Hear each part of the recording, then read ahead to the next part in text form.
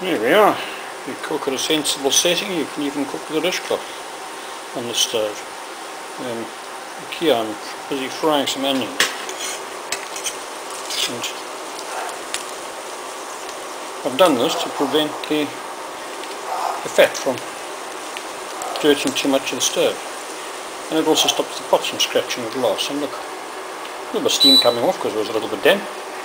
But no problem.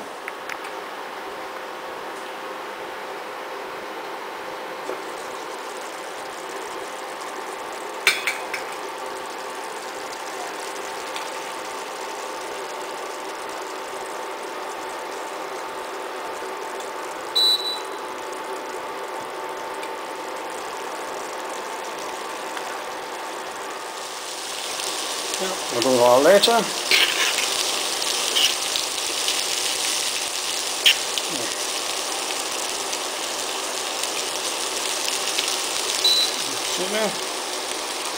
burnt, no damage, no fat and dirt on the stove.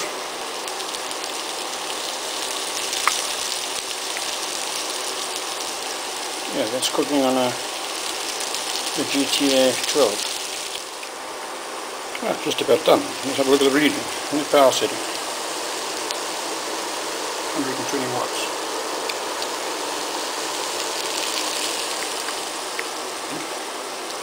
Look at the no burn marks, no problems.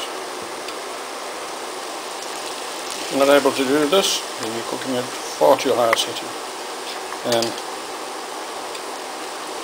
Just up it there, have a look there.